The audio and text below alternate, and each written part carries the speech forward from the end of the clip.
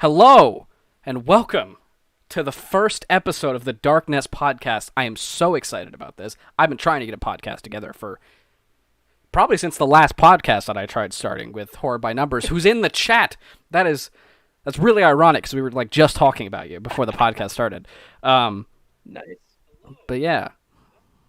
Awesome. Yes, awesome. Hello, everybody. So fucking stoked about this. So stoked. Same. I accidentally had my phone on volume. I heard it for a sec. You know what? It's first episode hiccups. It's not going to be perfect.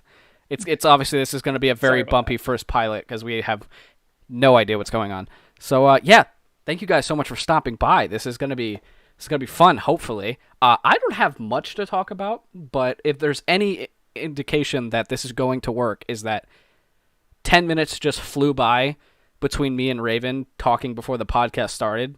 Which we could have honestly saved for the it was very horror narration related, so it was. But if there's any indication that this co-host ship is going to work out, it's that 10 minutes just flew by between me and him about the community and stuff that we have ideas on and stuff like that. So this is totally gonna work. I'll obviously have more structure later on, but this is the pilot. I wanted to just feel like it's just me and you, man, together. Against the world. As it should be. Yes. Yes. I'm not doing that again for you, sorry. Oh. Okay. I keep that for my live streams, man. Sorry. I'll go that way next time though. Where you just get like, hey, I'm here for you. So I have. This is a question that's been on my mind since I thought about having you on the podcast before, like when I had you on this was a question I had when I wanted you as a guest at first, that I wanted to ask you because it's really intriguing to me because you just hit 1K, and that's a huge milestone for anybody, including me. Yep.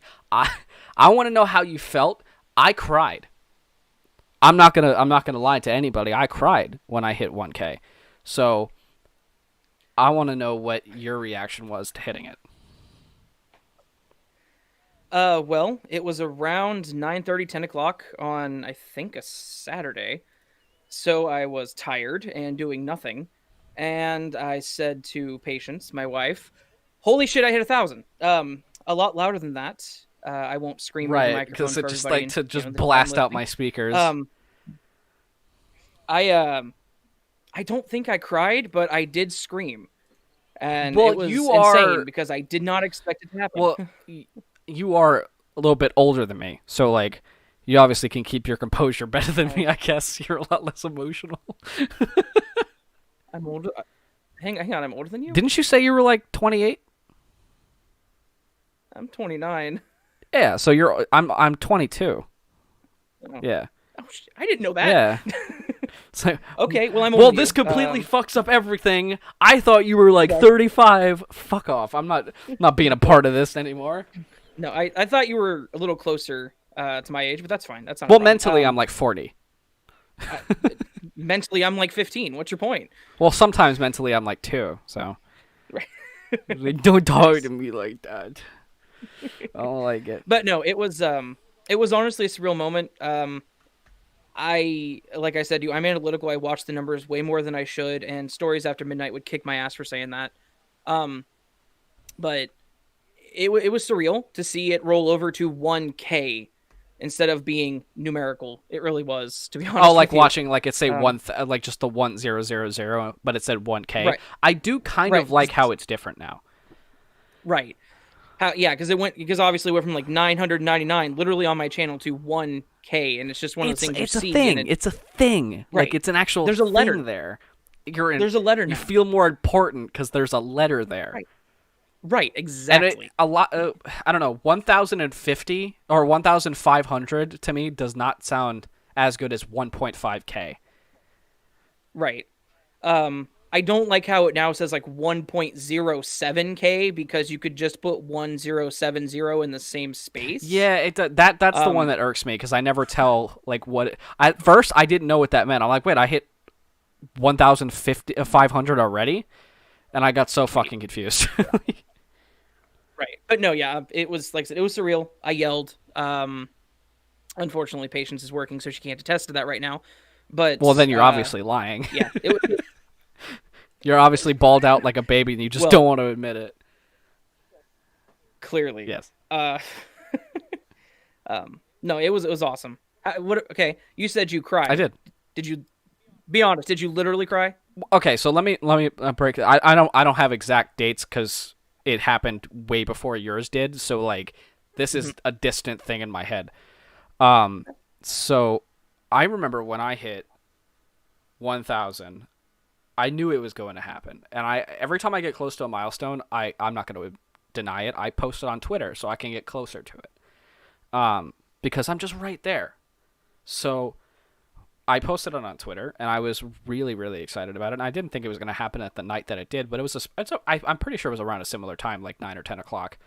And I was sitting there, and I remember I think I was playing a game, and with my friends or something, we got off, and I decided to just check my my YouTube, and it said 1K, and I'm like, that can't be right.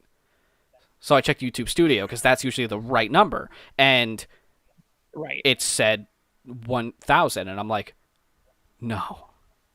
And I don't know what happened, but in that moment, I looked at it for like 5 minutes while the tears started welling up in my eyes. Okay. So the reason I put you on the spot and asked that is because, I wanted to cry, to be honest with you. Yeah, no, I'm not going to. I literally was texting my girlfriend, like, the whole time, and I'm like, I'm literally fucking, like, sobbing. Like, genuinely sobbing. I was like, this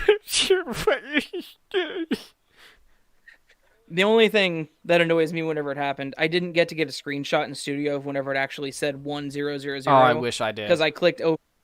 It said 1001. I'm like, oh, fuck. But yeah. Okay. Yeah. Right. There's a few times in a YouTuber's lifespan and career that, like, those moments, I guess, hit you. And it was the same thing for 2,000. I teared up. I still did. Because it's another 1,000. There shouldn't have even been a first 1,000. Now there's another one. Come on. Like, right. And it's insane to think that over 2,000 people now have decided that my content was worthy enough to click subscribe and continue to want to watch it. So that's insane. And I think that lends itself to the surreal feeling. 1,000 people. Like, I can't name more than 10 people. Yeah, I don't even have more than 5 people in my life that I talk to on a daily basis. Right. So 1,000, 2,000, right. Like, how do people who are, like, I really want to know, like, I'm huge into Nexpo, and I know he's been doing it for a long time, and I know he's been around the scene for a while, so I want to know what his reaction was to hitting 1 million.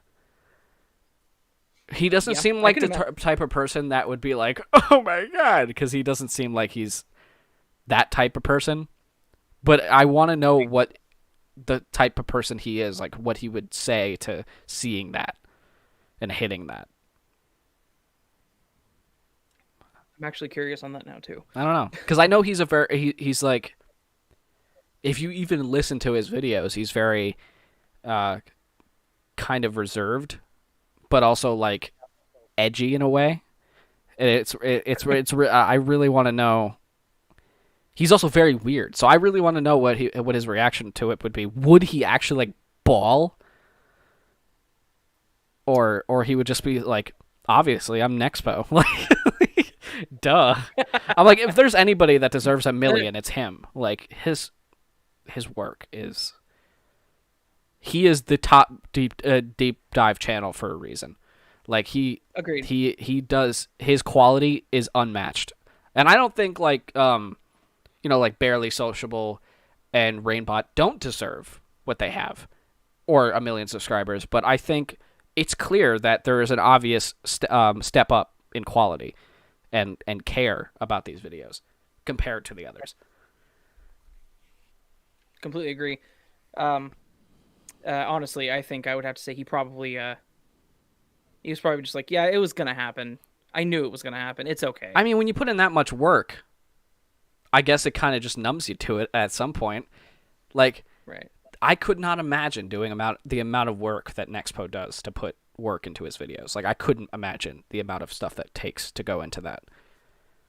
I read stories and I ask for them and they let me and I narrate them and that's it. He takes weeks to make one video.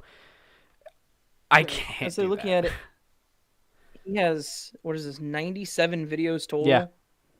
That's also because he And deleted like his 1.43 earlier million ones because they were really bad. Okay. I can imagine. I mean, I've But still, been watching him for a long time, Yeah. so I wonder how far back he deleted. I don't know. Anyway, sorry. I think it's like the first like couple months, because I remember watching his deep dives like a while ago, and they were just like, this had to have been before he deleted them. They'd be like, this thing's weird. He even explained it like when he went back onto another thing that he did. He was like, this is a case that I wanted to talk about again because the first time I did it, I was just like, this is weird. What do you guys think? All right, the video's over. And and now he actually goes like farther than anybody else into like the topics, which I think that's why I love it so much. Is because he's so in depth. You wouldn't even think like this thing is linked to this. Right. It's like, oh, Right. I didn't know Ben and Jerry's sold AKs. Like, it's really bizarre. But it's great though. I love the diversity that still exists in the horror community because there isn't a lot of it, but there is diversity. Yeah, I see. Yeah, there obviously it's a lot of same type stuff. Like we obviously do, me and you in general obviously do the same type of holy shit fear crawler with the $10. Nice, dude. Buy pizza. You just made my day. Thank you so much, man. That means so much to me. Thank you so much. What flavor is this? Gunmetal. That's so good. Oh, gunmetal and shrapnel, my favorite ice cream. That's so good. Oh my god. I back to what I was saying. There is diversity. There is diversity in the horror community, and obviously, me and you do very similar content. You don't pick the same stories that I do. We don't really do the same structure of things, but at the heart of it, me and you read stories. That's what it is. So there's always a slight gap in between that we do things different. Like I'm just using me and you as an example of like how someone would do something different than another person in the horror community. It's not always a very wide gap, but sometimes you have people like deep dive channels, which the gap is always way bigger between those because there's so little of them. Yep. Like, Agreed. like between Barely Sociable and Nexpo, the difference between their videos, even though it's the same style of content, is completely different. Nexpo makes like his videos can get up to an hour, and he will take weeks to structure those little bits. Barely Sociable takes you into deep dives, but kind of gives you like the quick quips that you would want to know, and then like lets you think about it for a while. Well, Nexpo makes sure every corner of it is wiped clean to make sure we didn't miss anything, and that's fine for both sides because that's like a likable thing for both ends. You could like the fact that you just got a deep dive in 15 minutes and they give you all like the little things that you really want to know. But if you want to sit there for an hour and you want to know everything, you sit down for an Expo video. I completely agree. Yeah, no, it is. It's like diversity. Diversity among the similar. I'm not really sure how to say that, but I think you said it best. I'm just gonna shut up. No, don't shut up. You could say whatever you want. Go ahead. No, I know. I was about to reiterate exactly what you just said, though, in my mind. Diversity among channels that are similar. Like you and me could read the exact same story, and despite our audiences crossing, they would probably still listen to it on both ends. Right. Because your method of telling a story is completely different from my method, and while the words are the same, the outward expression, the cadence and the flow of it is very is different. Completely different. That's why the horror community is still diverse, even though it on the surface it isn't. is everybody has a different voice. Every single there's not one person when they narrate that sounds like the other person, because everybody starts somewhere. So I always tell people when they ask me who inspired me to make my channel. At first, it was Mr. Nightmare and Corpse Husband. So when I started, I was trying to sound like them. So, right. But over time, I just started talking into the mic rather than narrating, and it became my own voice. So now, when people hear me narrate, I hope they know that it's me and not some random person. Right. I went through that same transformation, so I get you. Yeah. Would you? For me, it was more Let's Read. Let's Read. He's a cool dude. He's a really, really cool dude. Right.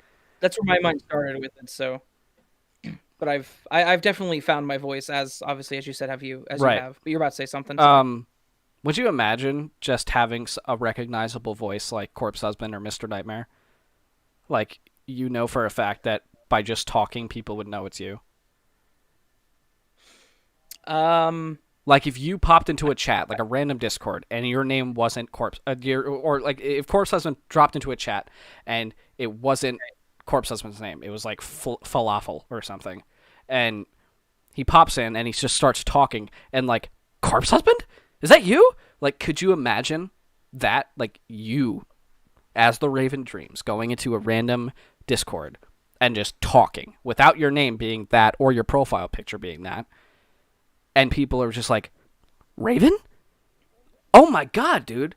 I love your stuff. Yeah, like, that'd be crazy. Yeah, I mean, that would be... Those are the moments we do this for, right? Those are the moments you live for.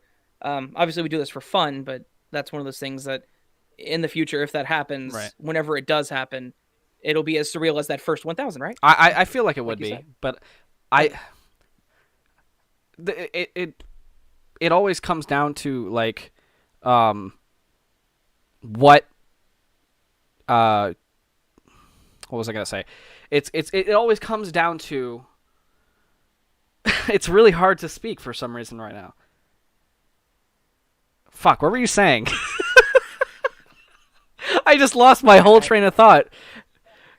It's okay. You should shout out Longboard Rides real quick. He did Holy shit! What is going on right now? We have awesome people in both of our communities, man. We have very awesome people. Holy shit! Thank you so much. But apparently, we kick ass. Guys are kick. Apparently, we're kick ass. Oh, this is what I was gonna say. So when it comes down to 1,000 to 1,000,000, we never know what that's gonna feel like until it happens, because sitting there and like thinking like, oh my god, 1,000, that's so cool, and then 1,000,000. There's no comparison to that. I think we're going to like feel like that, like the same type of way, but there's no comparison. There's no comparison to how it's going to feel if we ever do hit 1,000,000. I think you will. I don't think I will. I'll drag your ass up with me. I say that to a lot of people. I'm going to drag them up with me. I've always said that. If I really think someone deserves it, I'm not going to let them stay down there. I'm always going to bring them up with me. And that's why I honestly, that's why I want you a part of my stuff, is because the Dark Narrator, the TDN itself, is starting to turn into a brand name instead of just me. Right.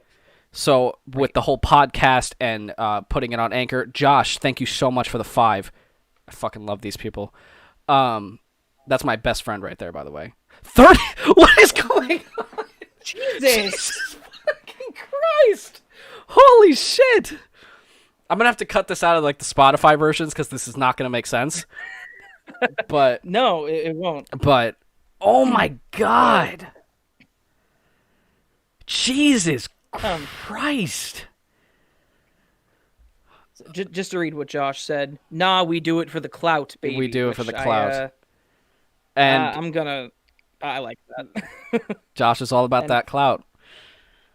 And Fearcrawler refusing to be outdone. That's just how it is. If you guys want to keep upping each other, that's cool. I don't give a shit. You now have, that's fucking insane, $55 out of nowhere. That's yeah, crazy. Holy shit! You guys are awesome. That was way more than I was expecting. I wasn't expecting any donations at all. Actually, I didn't even know my shit was set up. Right. Oh, what is going on? What is? Oh, this is getting a little. $40 from this Ghost is getting Inc. a little sus. Holy shit, dude! $40 from Ghost Inc. Spooky, scary skeletons. Boom. $40. You guys are amazing. Truly amazing. You're making me emotional, and it's kind of killing me. I'm staring at my phone right now. I'm sorry. Yeah, I'm a little. All right, we're gonna try to get back on topic here. Yeah. Okay. Whew. You know, I was gonna record this and post it, but this is a way better thing. Not because of the donations, but the fact that I can also read you guys as you're doing it. You guys can also give me topics.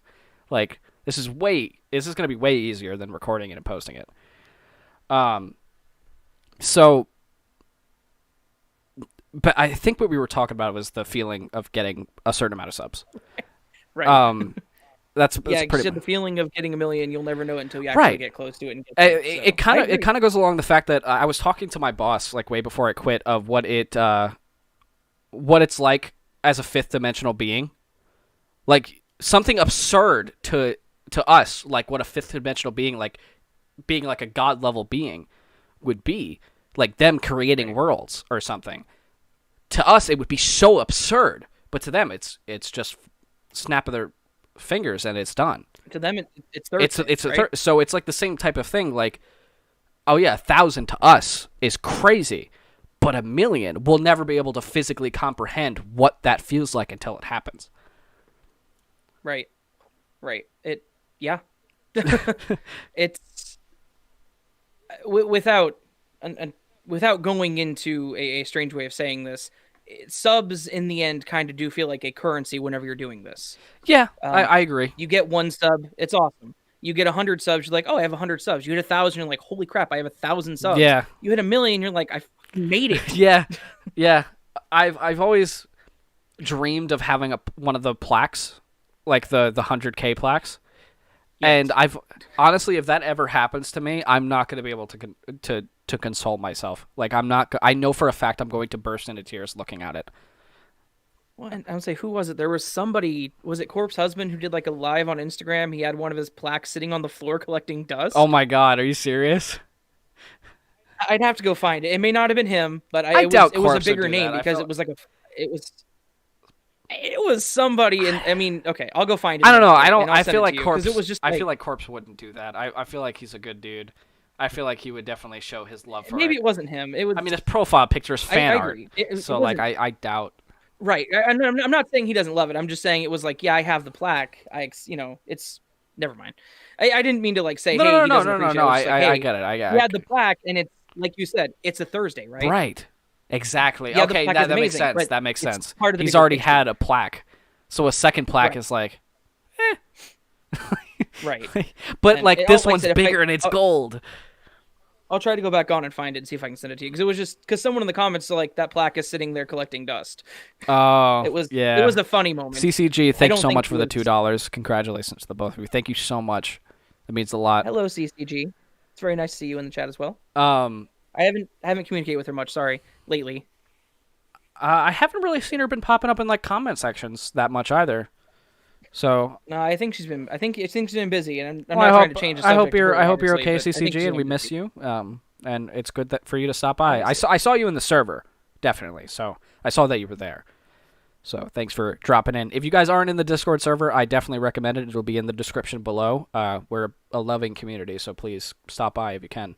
It's in the description of this, and if you're listening on Spotify or Apple Podcasts or Google Podcasts, it will be in the description as well. Please come check it out. We would love to have you. I am in love with small narrators. Like, I think the bigger side of things, I feel like it's kind of been washed out. I still love people like Mr. Creepypasta who've been doing it for God knows how long, and stuff like that. But I really think that like the small people need more attention. Like, not me. I'm not talking about me. I'm talking about, like, I think the Sandman, for example, I just had him on one of my newest videos. I think his voice is amazing.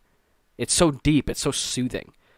And I feel like he deserves more recognition for that.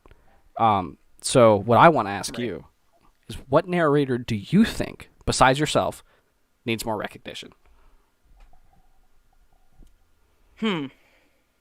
Well, I know there's a handful of them in the chat right now, and I don't want to disappoint any of them by saying any of their names specifically, but I am going to.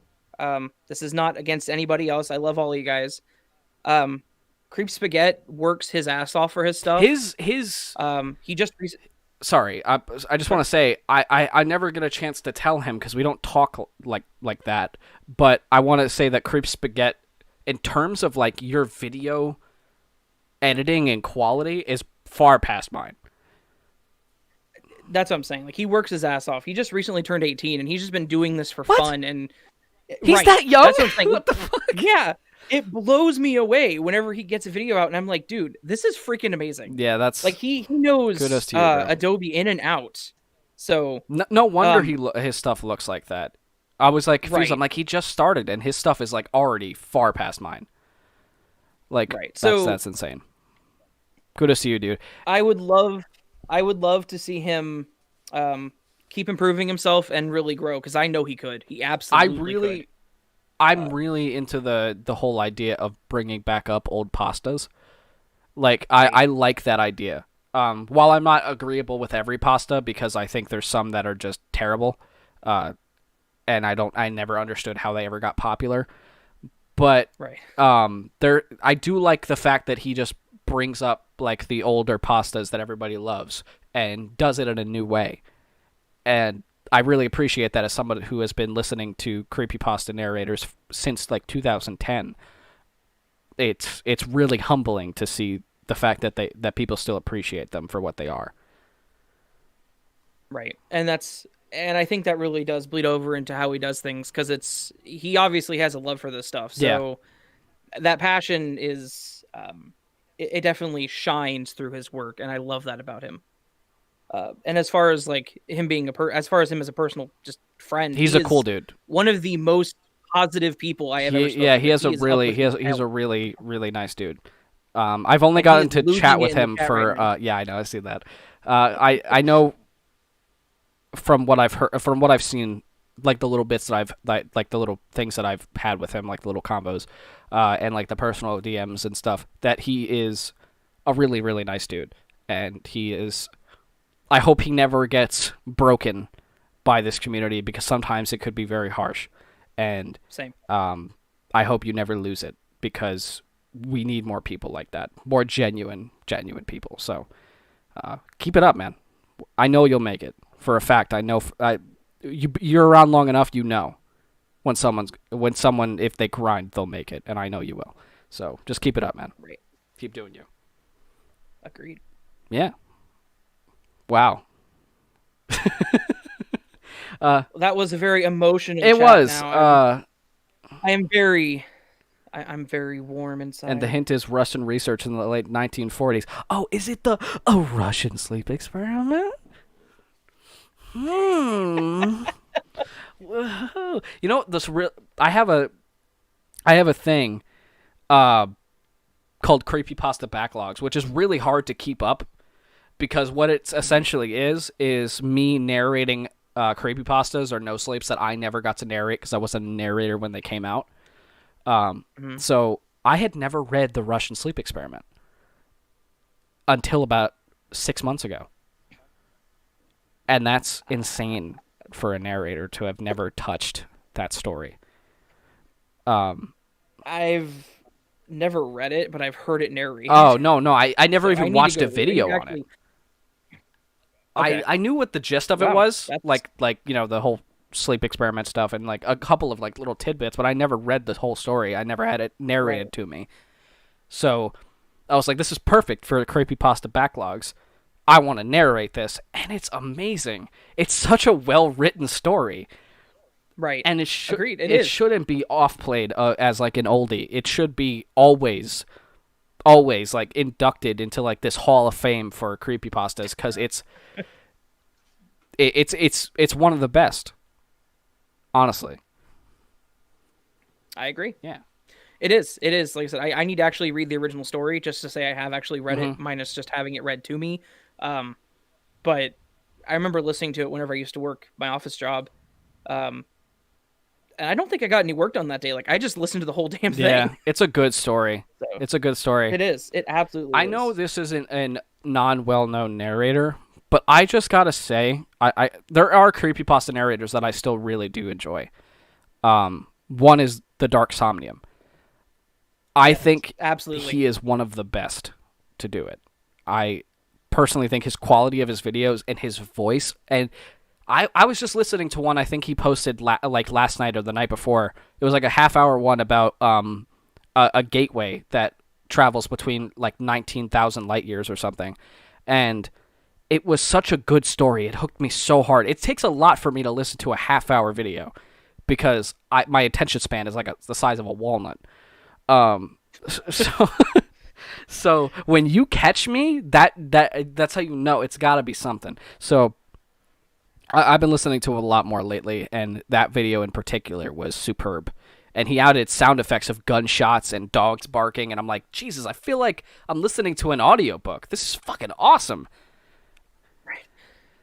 I've tried to dabble in sound effects. I can't. It's just too hard. I can't. The only one I remember doing sound effects in is when I created my own sound effects for the tribute to Cryotic's 911 operator. Okay. Which just hit 1,000 views, by the way. Thank you guys so much for that. That is absurd. And I don't know if I ever announced it on Twitter, but Cryotic actually commented on that video. And that is fucking massive. Because that man knows PewDiePie. So, like, personally. So that's huge to me. But also, I've been watching him since 2010. That's awesome, so that's to just post the video, and then 2 weeks later, he's just like, good work, man. And I'm like, ah! And then I went to his channel, and it said he had it in his liked videos playlist, and I'm like, oh my God, he liked it. A little starstruck there, are you? Oh, dude. Well, I've been starstruck before. I've met Matt Smith from Doctor Who. Yeah, and I was shaking. Yeah. I shook Mark Shepard's hand. I don't know if you know who that is. He played Crowley in Supernatural. Okay. Yeah. So. Yeah, that wasn't that crazy to me because I didn't really watch Supernatural. But it was still like, wow, this man is big. You'll always get that, no matter if you know who it is or not. I was just telling this to my friend last night. I love my girlfriend to death, and I will do anything for her, including standing 2 hours in a line for someone I don't even know. I was at New York Comic Con last year in October, and there was a couple people I wanted to personally meet, like Benedict Wong. He plays Wong in the event, like Doctor Strange and stuff. I wanted to meet him, and he was right there. And I thought maybe if I can just go through this line and then go to Benedict Wong, it'll be fine. Not if this particular person takes 15 minutes apiece per person to talk to them. Yeah. So I didn't end up getting to him until 2 hours later. Legit 2 hours. I looked at the clock and 2 hours had passed. I was standing in that line. And it was from a guy from Buffy the Vampire Slayer. I had never watched that show. So it was Spike from Buffy the Vampire Slayer. I don't remember the guy's real name. Yeah. I know you're talking about, but I don't know. Yeah. That's the person that I saw. And it came down to the fact that I didn't want to tell him I didn't know who he was, but he forced it on me. Like, I had watched Angel, and I knew who he was from Angel. So I kind of knew who he was, and I had looked up just to make sure I could figure out what to say to him when he did. But I was trying to be like, oh yeah, this is for my girlfriend, and I said her name, and he's like, you don't look like you don't look like a and I'm like, no, this is for my girlfriend. She really likes Buffy and Spike and stuff. So here, it's just for her. I said this line for her, and he's like, wow, you must really, really like her. I'm like, I love her, and I wouldn't stand a line for 2 hours otherwise. And he's like, so do you know? And he legit was like, do you know me from anything? And I'm like, this is your fault. If I decide to be an asshole, this is on you now. Like, and I was like, I know who you are. I know you were in Smallville. I know you were in Buffy the Vampire Slayer and Angel and stuff like that. But honestly, I haven't really watched much of them to understand like the size of your character. And he's like, dude, doesn't bother me. I get people who just come up to me for other people all the time, for their girlfriends and stuff. And I looked at the line behind me. I was the only dude the whole time. Only dude in the line. Everybody else had these like Buffy the Vampire Slayer figurines in their hands that looked like they were like 15 years old. Like they were just, this was the only chance they had to talk to this person. And I was the only one that had like zero idea who this guy was. Yeah, that was... I'm just imagining you turning around and the epiphany happening that you were not part of the normal crowd. Oh, no, I was definitely not part of the normal crowd, but they were really sweet. Those people were really, really sweet. If you're in a line for 2 hours, you got to make combos. Like, you have to. Right. So I was talking to a couple people, like this old lady who really, really, really liked Buffy, and she was like probably like 75, and she was in that line for a long-ass time. The whole 2 hours she was in that line. And she was even making fun of people who she thought lines were smaller. She legit was like, oh, it's got to feel bad to look over and see this line and not have longer. And I'm like, no, that person's actually bigger than this guy. And she's like, then why is this line not as long? I'm like, that's because he takes only 2 minutes to talk to his fans. She's like, oh, so he doesn't care as much. I'm like, no, watch it. Just watch his technique. He has a technique. And the guy, and Benedict Wong will be like, hey, man, how you doing? You watch Doctor Strange? Oh, of course you watch Doctor Strange. That movie's fucking awesome. Here, you want an autograph? Here's an autograph. Oh, dude, you know what? You're really nice. You want a picture? Nah, I won't cost you. Here you go. And, like, he has a whole thing. He's a super sweet dude, but he has a technique. So you end up feeling like, oh, I just met that guy, instead of like, I just met that guy. Right, yeah, it's an energy, right? Yeah, it's definitely an energy. Like, you are an individual to him. You are, but then you walk away and you're like, that was only 2 minutes. Yeah, it didn't last, but to you it felt like 3 hours. Right. Yeah, it's those experiences are really cool. I haven't had many of them, but the ones that I had are pretty cool. I didn't get to meet Benedict Wong, but you know, it's whatever. The previous year I did meet Matt Smith, and that was a surreal experience, but it was kind of a letdown because he's not as nice as I thought he would be. Because he plays the Doctor, who is inherently nice, so I assumed that he's just gonna be like this beam of light, and he's not. He's just a dude. Like, right. It's right. He wasn't really a dick, but he was just like, I think he was just done with the fame. Like, I think he was just tired of being that famous. I mean, a show like Doctor Who, I can imagine. Yeah. Once you hit that obviously the Doctor, it kind of, what do you do after that? I don't know. Right? It's like the guy that played Dexter. What does he do after that? I don't know. I don't think I've ever seen him in anything past Dexter. I don't think I had to look, but I don't think Michael C. Hall has been in anything really that's gone anywhere since then, because everyone will see him and be like, "Oh, it's Dexter." Yeah, that's the kind of Hollywood plague. It's you hit that one role. Right. I'm gonna 100% admit on stream, because I've done this before, that I am a fan of the Twilight movies, and I know they're cringy. I'm not gonna deny that to anybody. I'll make fun of them too, but I really like them. But it's the sense of, like, have you seen Taylor Lautner in anything past Twilight? Like, really? Like, maybe one or two things. But other than that, he'll never be in anything as big as Twilight, because he'll always be Jacob from Twilight. Right. Yeah. It's also the Harry Potter syndrome. Like, yep. Most people in Harry Potter you never see after that. Like Rupert Grint, who played Ron Weasley. Like, you really don't see him. He is in things, but you don't see him in those things. Mm-hmm. Emma Watson was probably one of the only ones besides Daniel Radcliffe, who actually made it. Like, she continues to make big budget movies. That'll never be as big as Harry Potter, but they're there. But Daniel Radcliffe has made some weird fucking movies since Harry Potter. Yeah. Agreed. He has. Three of them I can name off the top of my head, which I've watched all of them. Guns Akimbo, which is his most recent one. I like it a lot. Swiss Army Man. I don't know if you've ever seen that movie, but it's a guy stuck on an island for 2 weeks, and he goes insane thinking this dead body can actually move. And Daniel Radcliffe is the dead body. And, yeah. In order to he escapes off the island by riding on Daniel Radcliffe's back, and his body farts his way to victory. Yeah. Yeah. Okay. And Horns. I don't know if you've seen that one, but Horns. That movie's fucking weird. Yeah. All right, then. Yeah. So Daniel Radcliffe has made it, but not in the way I think most people would think that he should have. Because he was big, really big. And he never kind of got back to that space. Right. I love movies. I could talk about movies for years. I know movies. Huh?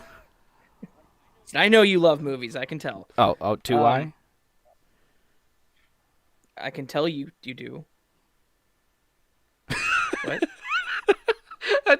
I'm just waiting for, like, can you just not? Like, just not put me... What is going on here? Just not put me on the spot, please. I mean, I can do okay on the spot. I just don't know where this was going. That was confusing. So, I guess back to, like, the horror genre. Do you play... You play games, right?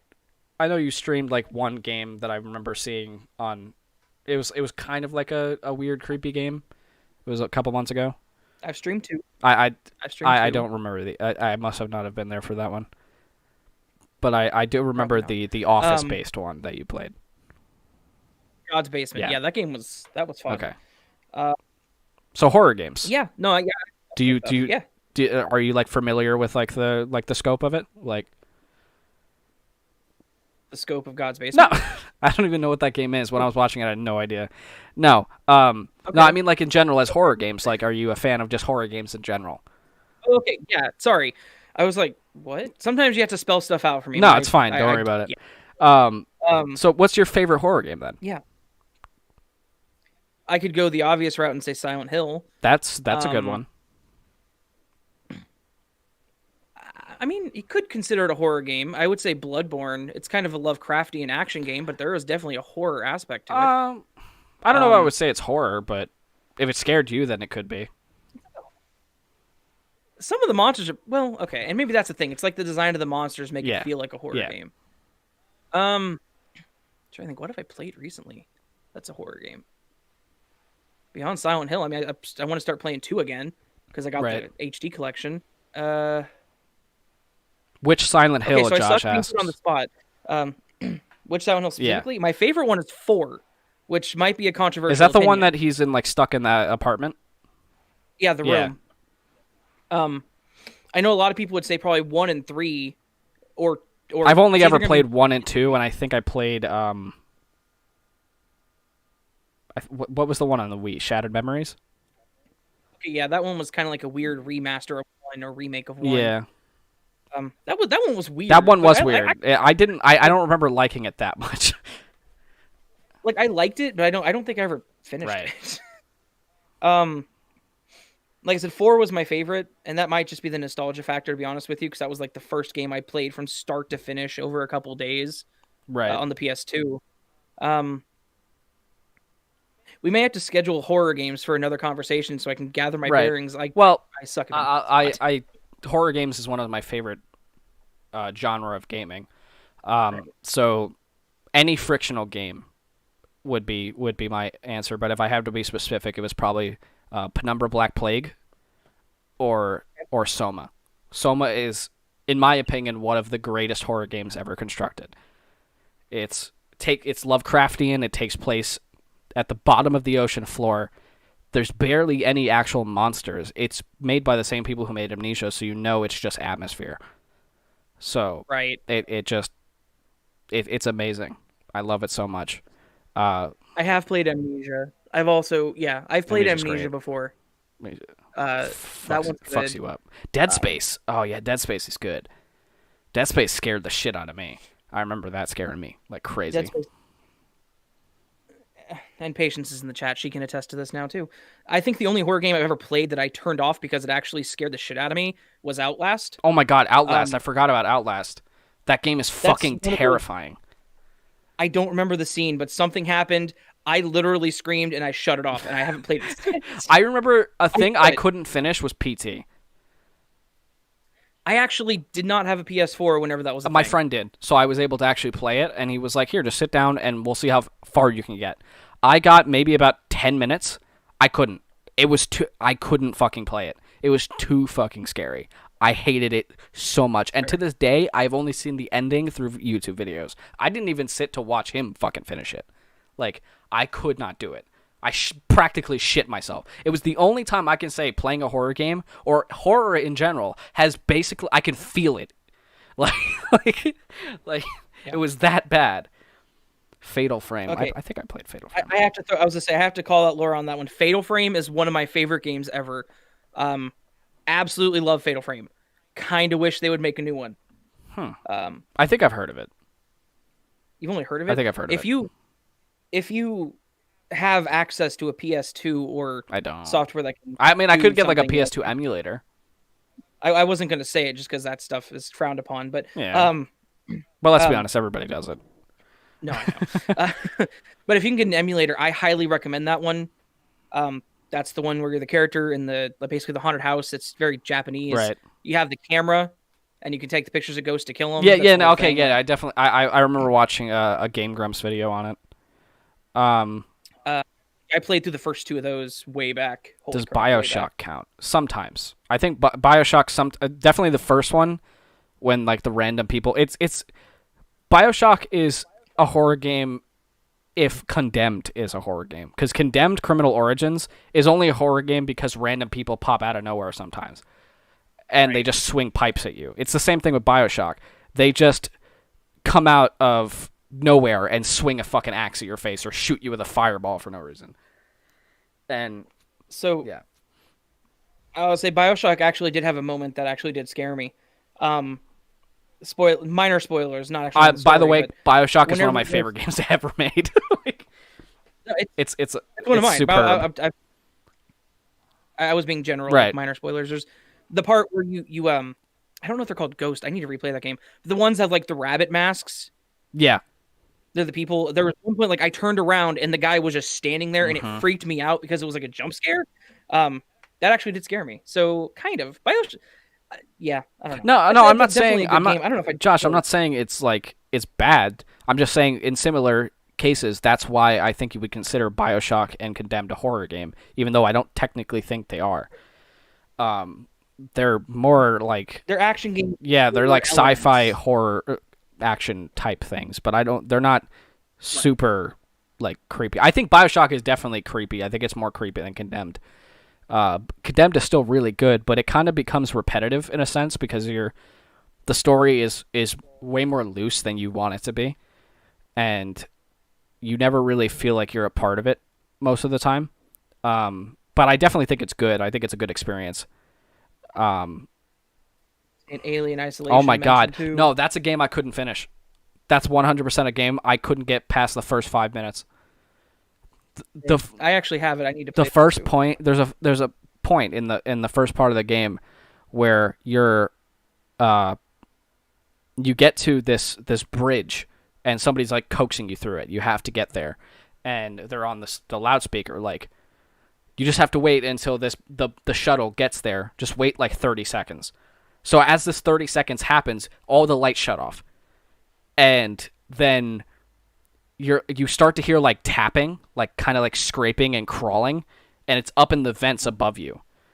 So you immediately have to hide. I didn't hear those scrapings very clearly, so I was just all I heard was like a bang out of nowhere, and I'm like, what the fuck was that? So I turn and I run into like a dark corner, and an alien was right there. I walked into it. I have a stream. I'll show you the clip like from like 3 years ago.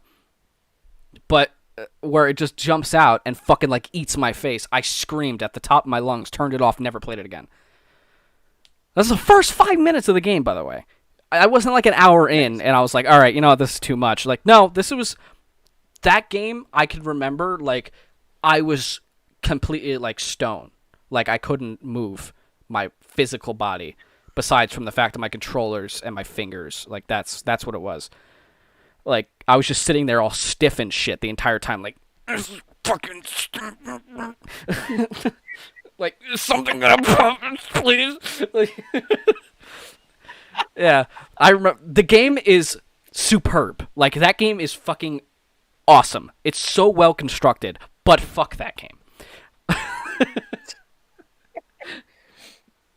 Oh, okay, yeah, well, Josh and his brother were in my Discord talking to me as I was doing that. There is a little animation of it. I'll post it at some point that my friend John did. Yeah. Okay. Yeah, they were bothering the shit yeah, out of me. I'm into that. Yeah. I love horror games. I just wish somebody would figure out how to do an Amnesia again and revolutionize what it means to have a first-person horror game.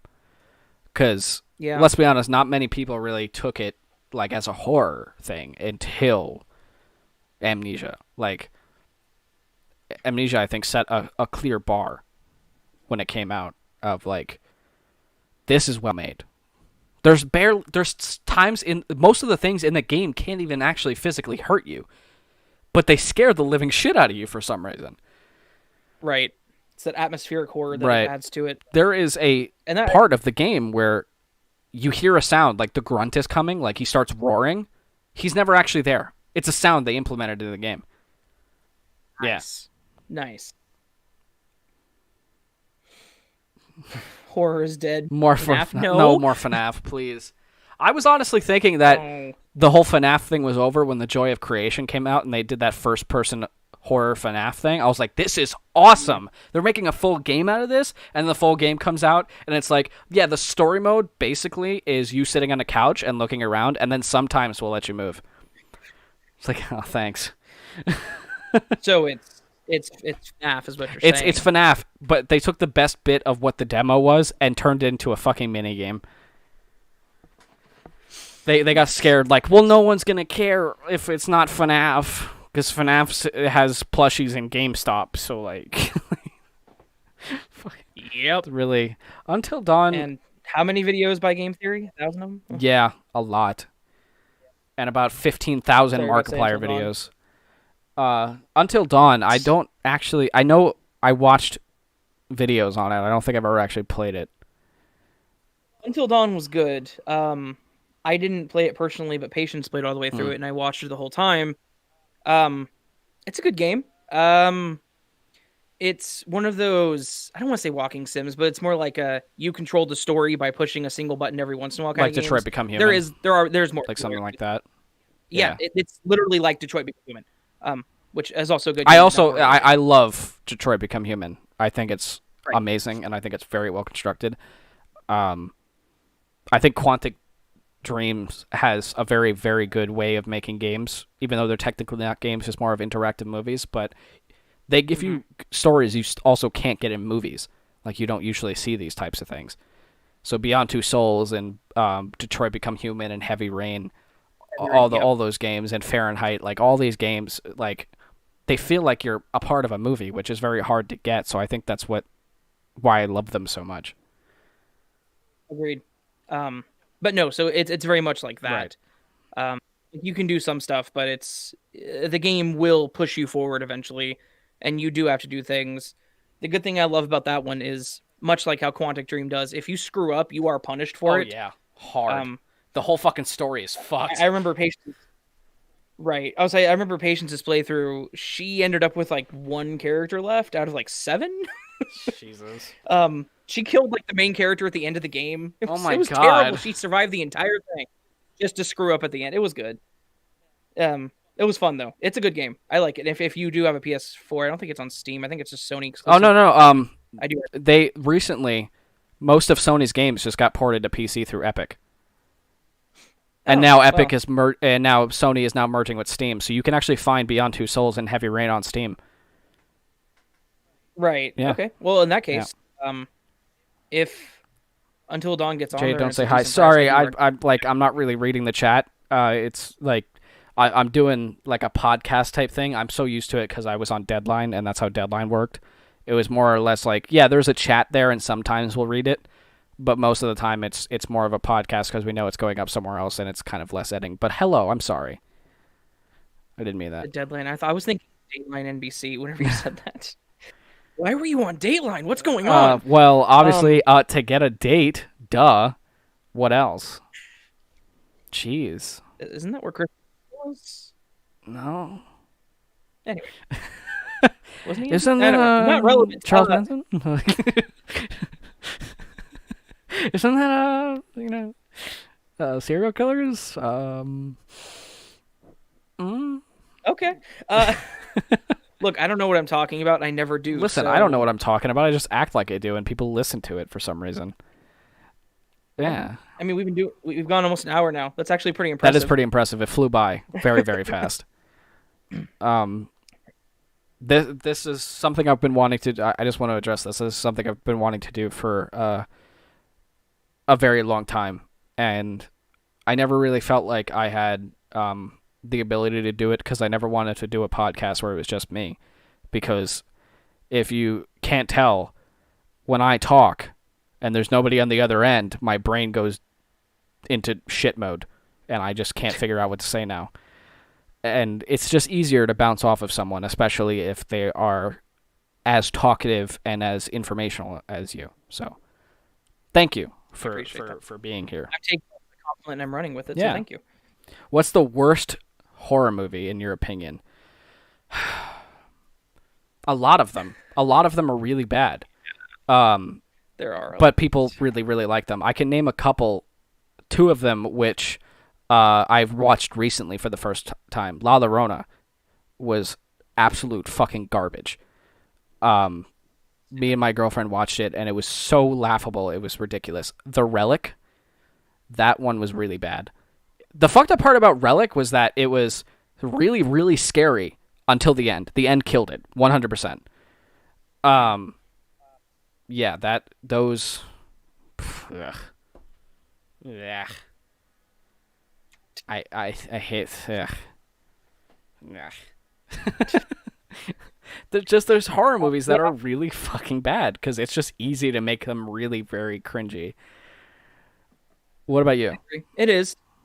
Oh, don't ask me. Why? I'm asking you.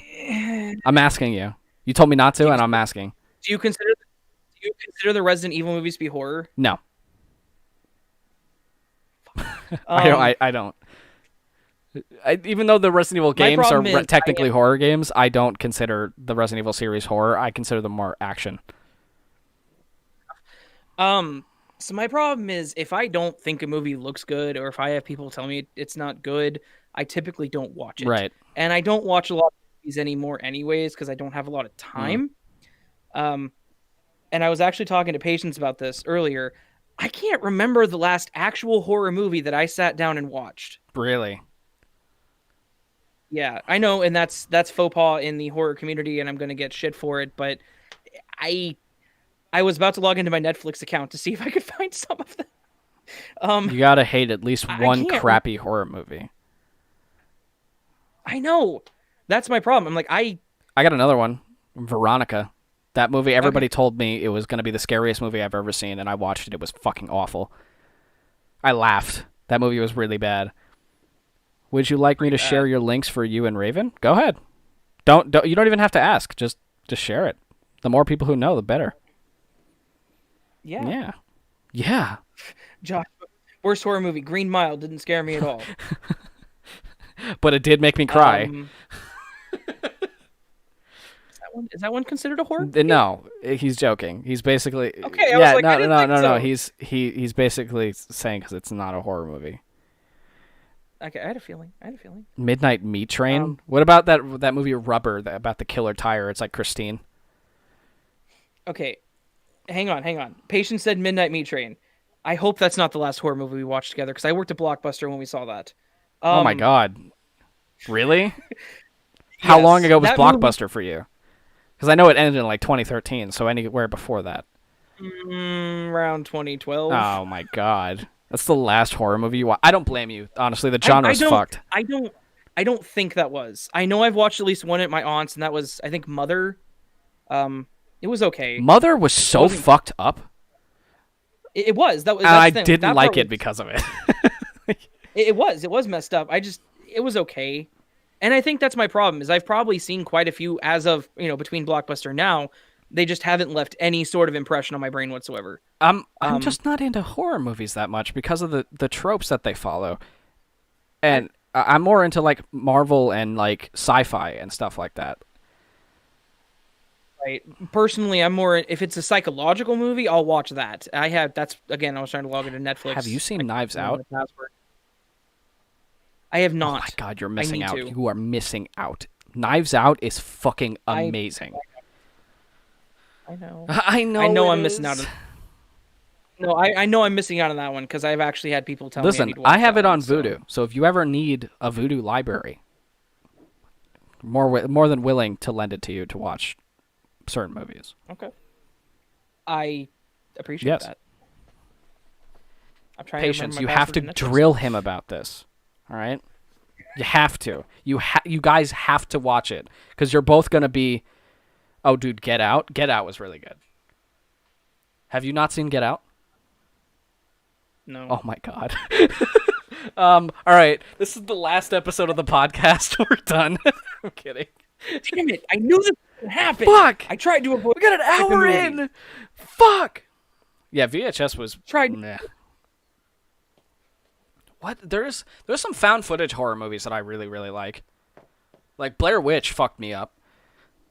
That's what I'm saying. Is Blair Witch the original actually was good for what it was, considering what Yeah, that was really good. One of my favorite, like, quote unquote horror movies is called Dark Skies. It's an alien movie. And aliens make for some good fucking horror, I'm gonna say. Like, it's basically like this this family, once they move into this house, get chosen by this group of gray aliens, and they pick like this one, like this, they just start like basically possessing them because they all get abducted, and now there's like these things, like these implants in their heads, and they're like controlling them the whole time, and they're basically just waiting to take their kids. And it's really fun, really familiar. Yeah, it's good. It's a good movie. Quarantine. I remember seeing Quarantine. I don't really remember much about that movie, though. I think I remember liking it, but I don't... I think I saw Quarantine. I don't know. I know I saw Cloverfield. I love Cloverfield. It's one of my favorite movies. Agreed. I think Patience and I saw it in theaters, actually. It was again, for what it was and when it was a damn good movie. And then Netflix took over and kind of did some weird stuff. Hey, listen, I love Paradox. I don't care what anybody says. That's fine. I know a lot of people hated it. I never really understood why, but I like Paradox. I get where they're going with it. What they wanted to do was build a universe, and it's not just like Cloverfield, this monster. Cloverfield is this series of different I think events. As a standalone movie, 10 Cloverfield Lane is good. It's definitely creepy, and it's really fucked up. But as a Cloverfield movie, it doesn't. They obviously just threw that in there to make it a Cloverfield movie than actually trying. Because the only Cloverfield thing about it is the last 10 seconds, and that has nothing to do with it. It makes no sense to even call it a Cloverfield movie. I think that's why I don't like it. But as a normal movie, it's good.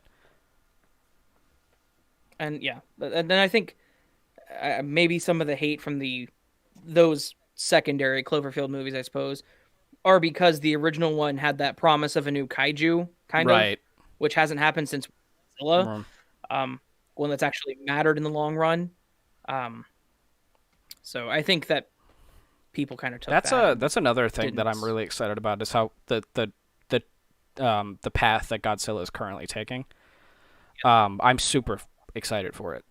I thought at first that the 2014 Godzilla was good, and then I saw King of Monsters, and King of Monsters blew me away. Like, that movie was really, really well done. And then I watched Godzilla again, and I was like, it's not as good as the second one. I have King of Monsters. I have it on DVD. I need to watch it. It's good. It's really good. Kong Skull Island the was good, 2014 too. one was... Yeah, that actually was a good movie.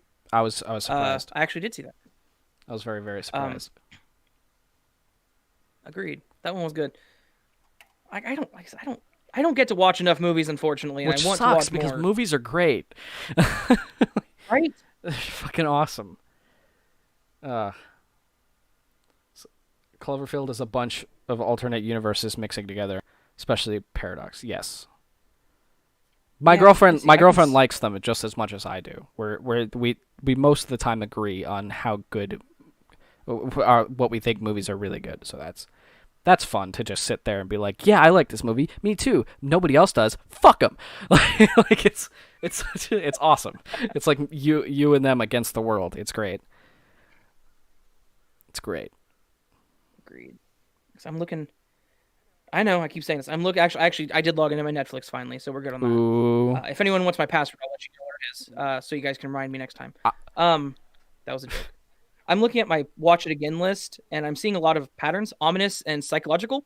You want to know a movie that's really good until the end? That's on here is Clinical. Never seen it. It's a probably not. No, not probably. I've never seen it. Right.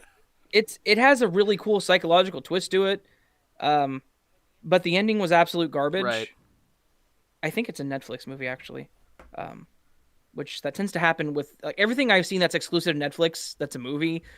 The story's really good, and the ending's like, this is the stupidest fucking movie I've ever seen. But yeah, that's one that I remember that actually did leave an impression because it's like, wow, they did this really good, and the ending happened. And I'm like, I'm never watching this. I'm never doing this again. Fuck you. There's a lot of movies recently that me and my girlfriend have watched, and we're just like constantly fucking missing. Like, we're constantly watching movies that are like, people keep saying these are good movies, let's watch them, and then they're just fucking god awful. Right. Oh my god. And I think that's the other part of it is I don't want to invest 2 hours into a movie and then have it just be garbage. I mean, like that was my whole fucking day. That way, yeah, it's like you sit there for 2 hours and you're like, this movie's gonna be great, and then you watch it and it's like, this movie was fucking awful. Another movie that's psychological that actually cemented my ideas that Topher Grace is a good actor is Delirium. I haven't seen that either. Again, the ending was kind of shit. But what are you saying, that Topher Grace isn't a good actor? Because he isn't. I'm saying the last thing I saw him in was 3. And then that 70s show as well. Yeah, that's not good. Eric, yeah. But he wasn't a good Venom. No, he definitely wasn't a good Venom. No. Like, his acting in Delirium was actually good. He plays a good guy that's... he plays a good character that's losing his mind. He plays that out pretty well. Probably because he actually is losing his mind in real life, most likely. From the fact that he hasn't been in anything good since that 70s show. Right, yeah. His big break after that 70s show was being Venom in the Spider-Man movie, and that did not go well at all. No. All right, I'm done looking at my list now. I spend too much time watching things like Forensic Files and Unsolved Mysteries, unfortunately. Because I know you can't go wrong with that. I know, like, I'm going to watch it and be like, I loved that episode that I've seen 17 times. Gotta watch Love, Death, and Robots. That's a good anthology thing. And Black Mirror, oh my god. Black Mirror is so good. God, that show needs like 15 seasons of good content, of course, but jeez, that thing is so good. Okay. Yeah. I will watch those. I know I should watch Black Mirror because a lot of people have recommended that. I just haven't. Anyways, guys, we're an hour and 10 in. I think this is a good way to end the podcast. I had a lot of fun. Yeah, and same. I really appreciate you being my co-host. I think this is going to work as a podcast. This was a test. Like this, it always is a test with these pilot episodes to see if this will work, like as a dynamic, and I think it will. I 100% think this will be a thing. Obviously, we'll have more. Just don't ask me. Like, yeah. Just don't ask me ever again to do it because I fucking hated it. But like, leave me. But But seriously, this is going to be fun. Obviously, there's going to be a lot of structure, more structure to it. Like I'll have things prepared so it wouldn't like we can fill in gaps and stuff. But other than that, I think it went really well, and I really appreciate every single one of you who came today and enjoyed. Thank you for anybody who's listening on Spotify or any of the other just audio casts out there. Thank you so much for listening.